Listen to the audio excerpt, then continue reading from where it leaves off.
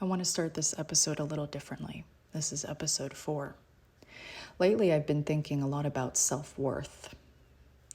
And not in a way where it's like, oh, I should just say nice things about myself, but in a very deep, almost frustrating way. I've done a lot of healing over the years. I've rewired my intrusive thoughts. I've worked through my trauma patterns, and I used to struggle with maladaptive daydreaming. I wouldn't say I've done this to 100% completion, but I have done real work to pull myself out of that. And it's obviously not perfect, but it is dramatically better, which tells me something very important. Neuroscience works, consistency works, and the brain can really change. But there is one area that I didn't realize until today where I kept hitting a wall, and that's my self-worth. And that is what this episode is going to be about. Because I started noticing something about myself that I couldn't ignore. I was literally in conversation with my husband when I realized I need to share about this. When I make mistakes, I am incredibly hard on myself. When I do things well, when I finish tasks, when I show up, I don't ever feel proud. I feel relief. Almost like, okay, that's done. I survived that. Same thing with praise. I don't take praise as a form of accomplishment. I feel very neutral about it, almost uncomfortable. And that felt off because when I look at my life logically, I know that I contribute. I know that I work hard and I know that I bring value. But internally, I still have imposter syndrome.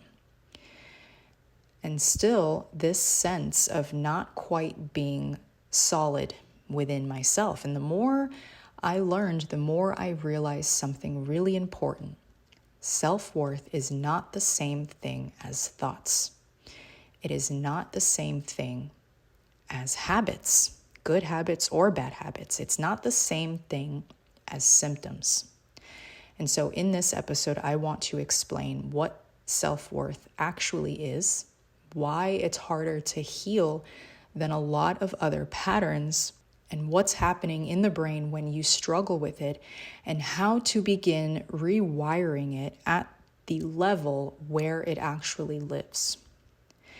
And at the end, I also want to bring this into a faith-based lens for you guys, because scripture does have a lot to say about worth that I was definitely not ever taught how to apply this to my nervous system. And I do also want to let you guys know that everything that I am going to be sharing with you is what I am practicing in real time. So one of the biggest breakthroughs for me was realizing that the reason self-worth is harder to heal than intrusive thoughts or anxiety patterns is because it is not a surface level belief. Intrusive thoughts, they live in the thinking part of our brain. Our habits, they live in the repetition and the reward circuits. And so symptoms like anxiety or rumination, they are outputs. But our self-worth lives deeper. It is stored in the emotional part of our brain, in the limbic system, in the part of you that learned who you were allowed to be in order to stay safe and connected.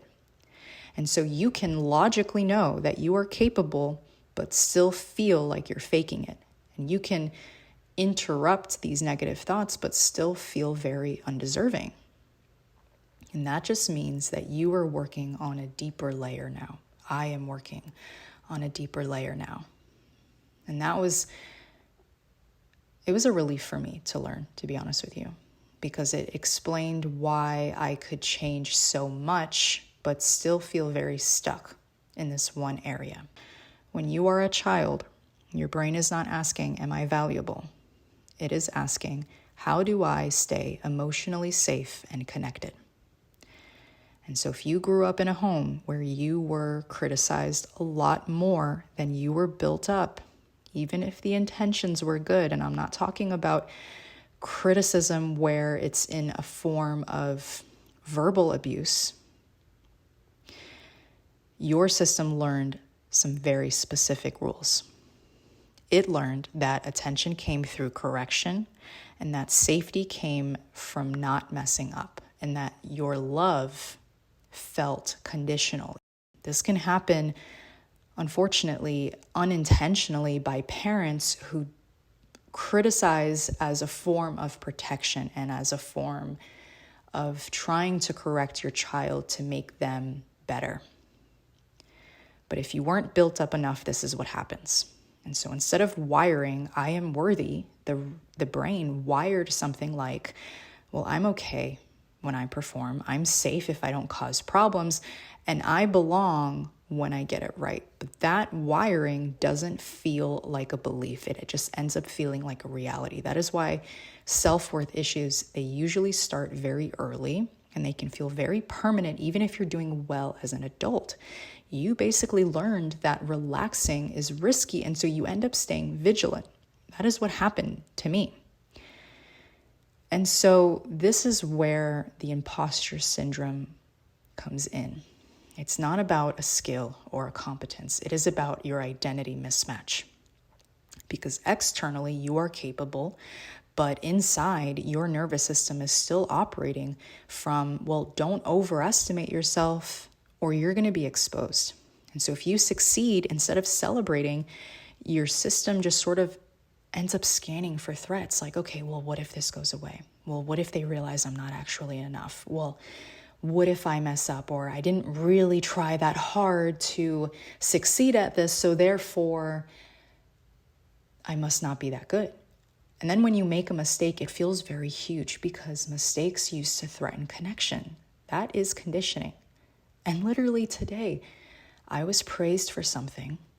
I didn't feel proud of myself. I felt very neutral. I felt very uncomfortable because this praise happened in front of other people. And then not too long after that, I made a mistake. And I was really hard on myself. And so when you finish tasks and you feel relief instead of pride, it just basically means that your nervous system experienced that task as a threat. This is why a lot of people have fear-based procrastination. Relief just means that that threat is over. And then in order to feel pride, you have to feel safe. And so self-worth is about teaching the nervous system that the success is safe. It's not dangerous. And the way that you do that is you have to understand that your inner critic is not the enemy. It's not there to destroy you. It was basically there to protect you. And your brain just ended up learning that if it criticized you first, the external criticism might just hurt less. And so your self-attack just ended up becoming a shield.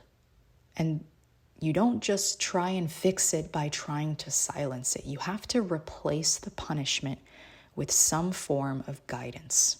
And you have to learn how to talk to yourself the way that you would talk to someone you love who also made a mistake. That is rewiring attachment. So you're not going to do that through affirmations, unfortunately. It changes through consistent self-trust. It's the very tiny moments where you show your nervous system, I won't abandon you when I mess up. I will notice the effort, not just the outcome. That's a big one. That is how our worth is built. It's going to be through repetition and safety. Repetition is you're going to end up realizing if you're working on trying to rewire your brain and healing through trauma, your nervous system, all of that, the biggest thing, even if you're trying to do something that doesn't have anything to do with that, when it comes to going to the gym, eating healthy, it's all repetition. You basically have to become the parent that your system didn't have. Biblically, worth is not earned, it is bestowed. In Genesis, it says that humans were called very good before doing anything. Jesus, he didn't wait for performance to offer belonging. You didn't have to be perfect for Jesus to heal you. There's a reason why he connected the most with the ones that were the most unperfect. A lot of imposter syndrome is actually spiritual confusion that is disguised as some form of humility.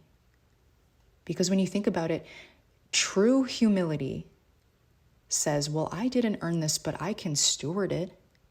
But the false one says, I shouldn't be here. And God does not ask you to deny what he placed in you.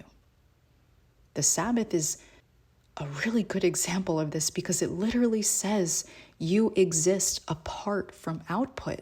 That is a self-worth practice. And so if you're struggling with self-worth, it just means that you're working on the deepest layer now. I am working on a really deep layer now. And it's going to take a lot of patience and being gentle. And it's going to take a lot of repetition, but it is possible. I haven't fully achieved this yet, but I do believe that it's possible. If I think about, when I think about where my mind was with my trauma patterns and my intrusive thoughts and my maladaptive daydreaming and just literally everything else that I was stuck in a loop for so many years, when I thought that I had no way out, I successfully rewired my brain to fix that. Something that I didn't think was possible. And so now I know that it is possible and that my brain can learn safety and rest and that my worth does not need to be proven. This is also one of the biggest reasons that when I had a baby, I knew from the very moment when I was pregnant that I would be her biggest cheerleader. I knew that I struggled so much as a child with my confidence that I made it my mission to raise the most confident child. And I believe that I am successfully doing that. Both my daughters, they are the complete opposite of me, and it makes me so proud. If there's anything in this world that doesn't make me feel neutral and it makes me feel true pride, it is how I have been able to raise my daughters to be very confident, independent young little girls. And I truly think that they are going to be very, very successful in whatever it is that they choose to do. But if this episode resonated, I want you to sit with it. You don't have to fix anything today. I'm not going to fix anything today. But if you want more episodes like this, where maybe we can bridge more neuroscience and trauma healing and just faith without any pressure, I will be here.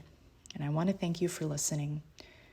And I want to ask you, if you really like this episode, to share it with someone. Pick 10 people who you might know that is going through issues with their self-worth, and share it with them. The goal for me is not to reach 1 million people.